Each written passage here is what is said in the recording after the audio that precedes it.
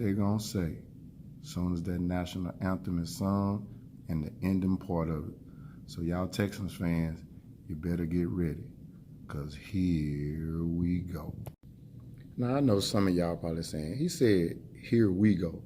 Let me give you a little history for the here we go. And this is mainly for some of the Texans fans that, I've been going at throughout the season, like Nikki Jenkins, a.k.a. Trinica, Ronnie Armstrong, Rodney Smith, Ed Tillman, by default, Herschel Wafer, who's actually a Dallas Cowboys fan, and Mike Littleton, who's also an Oakland Raiders fan. But I can understand Herschel's point because the Texans, Cowboys, a Cowboy most likely is a Texan. And then with Mike Littleton, I don't know what's going on with him. He's just kind of confused. But, Chiefs fan by default. My uncle played for the Chiefs from 91 to 2000, three-time Pro Bowler, Mr. Kimball Anderson. And with myself, going to Mid-America Nazarene University, which is in Olathe, Kansas. So I was a Kansas Cityan for a couple of years. Ottawa University, which also I attended, which is in Ottawa, Kansas. So I was an Ottawan. Jeff City, Missouri, played for the Jeff City Jaguars of the SCFL. And then after I got traded to the Springfield Rifles, which is in Springfield, Missouri. So, I have some ties in Kansas City. So big shout out to the Chiefs fans. Know y'all gonna get the dub. We gonna get the dub, I should say. So that's gonna be a very, very interesting game. Man, I wish they would have kept the tomahawk chop. I guess the Native Americans found that to be offensive because, back in the days, you used to be going, oh. But y'all Texans not ready for that. So get ready to hear that war drum. That's what's coming, the war drum. Kansas City.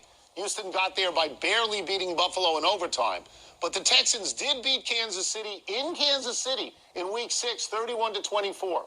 Well, what kind of a chance do you give Houston to win in Kansas City again? 4.5 and 10. I give them a good chance. I think that they are, listen, Houston is not a team, I think, that has any more pressure. The pressure was last week.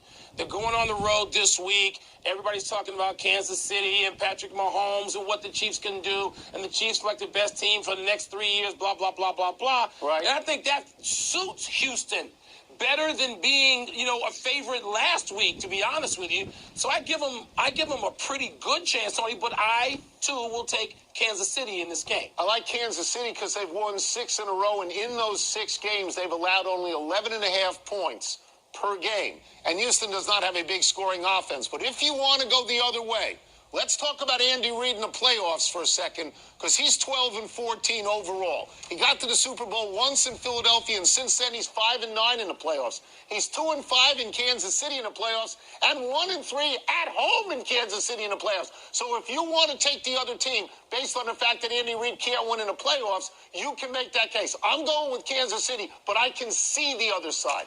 Tony, I can't really see that side now, because this to me is Andy Reid's. I'm going to say this. Since that Eagles team that went to the Super Bowl with Donovan McNabb and all those guys, right, I'm going to say this is Andy Reid's best team.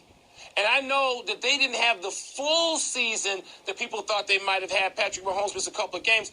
But I think coming into this point, this is the best team Andy Reid's had in a while, a lot of years. I think he's got the best player in football. I think Mahomes is the best player in football. You can talk about Lamar Jackson, Deshaun Watson, a bunch of other guys. I think Patrick Mahomes is the best guy. I do. Well, the game that excites me